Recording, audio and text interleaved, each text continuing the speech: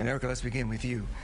Yeah. This is a very difficult issue for a lot of people. I've been told that we should not call you an anti-vaxxer, but somebody who just wants choice. What does that mean? Yeah, and so I'm a business owner. I'm not here as a pro or anti anything. I'm here to represent my business. So my story is we had a child who was vaccinated who did obtain the measles. He was diagnosed last week on Friday with the measles, and it has caused an absolute firestorm for my company, for my personal reputation. I'm being accused of all kinds of things that aren't true, being said I have some kind of agenda when my only agenda is to keep my students and my family safe.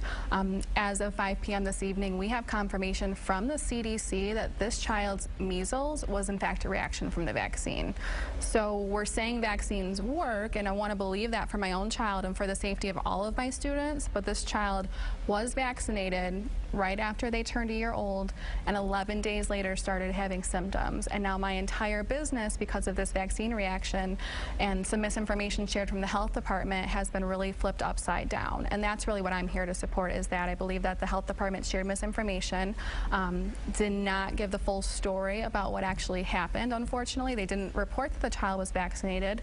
They didn't report what day he was diagnosed. They reported in their press release that they told me they were going to wait to send out, but just coincidentally went out a half an hour after our phone call, that the exposure was on April 1st, but I didn't know about it, nor did the health department until April 5th. Are there other children who are also now exposed and getting There were 5 children that were exposed that were not old enough to have the vaccine. Every other child in that building was vaccinated that was old enough. 5 infants weren't old enough, and so they were excluded from care because it could have potentially been contagious. But now I'm told, since it was in fact a reaction from the vaccine, there was no contagious period at all, and they can come back. And I understand the health department's position that we want to err on the side of caution, and as the health and safety of my students is my absolute #1 priority, I am with them.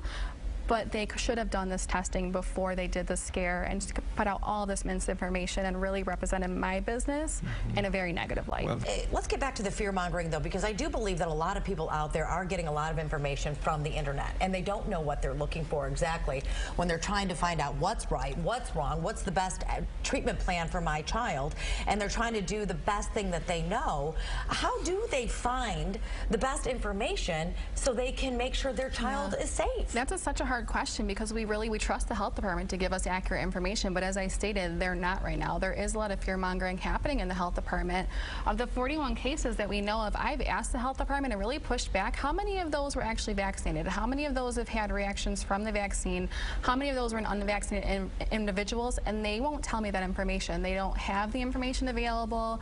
They don't have it at their fingertips, but no one has that information, and I've talked to multiple people. But the fear-mongering is happening when I'm having new moms of babies that are 6-month-olds going and getting a vaccine that's designed for a 12-month-old that's not dosed properly for them. That fear-mongering is happening when I have moms that I know for a fact are suffering from postpartum depression and are now being isolated in their homes because they are afraid to leave their home with their child. And essentially at this point we've had to keep them home because they can't go to work because they can't provide on, count on our child care to be provided. But that means they're afraid of the disease, and they're afraid of a child becoming sick. They count on our support, and we can't give it to them. They go to places for support, like a group called Honey in Ferndale that offers these moms these wonderful support groups, and they can't leave their houses because they're afraid. Of the disease. So if we're talking of fear-mongering, but the child that had the disease had a rash.